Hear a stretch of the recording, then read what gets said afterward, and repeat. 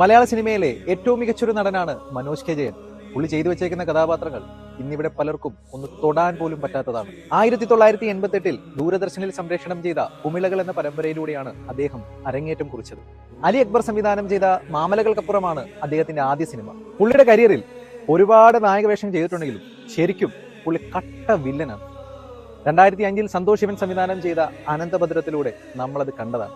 നായകൻ പൃഥ്വിരാജ് ആയിരുന്നെങ്കിലും അതിൽ ശരിക്കും സ്കോർ ചെയ്തത് ദിഗംബരനായിരുന്നു. കട്ട വില്ലനിസം, അതൊക്കെ കാണുമ്പോൾ ശരിക്കും നമുക്ക് രോമാഞ്ചം കയറും. ദിഗംബരൻ അത് ചെയ്തു വെച്ചേക്കുന്നത് ഇന്ന് വരെ ഒരാൾക്കും അങ്ങനെ ഒരു ക്യാരക്ടർ തൊടാൻ പോലും പറ്റത്തില്ല. ആ ലെവലിലാണ് ആ സാധനം ചെയ്തു വെച്ചിരിക്കുന്നത്. പുള്ളിയുടെ ആദ്യത്തെ തമിഴ് സിനിമ പുള്ളിയുടെ 25ാമത്തെ വയസ്സിൽ ദളപതിയിൽ സൂപ്പർ സ്റ്റാർ രജനീകാന്തിന്റെ കൂടെ, ബ്രില്യൻ ഡയറക്ടർ മണിരത്നത്തിനൂടെ.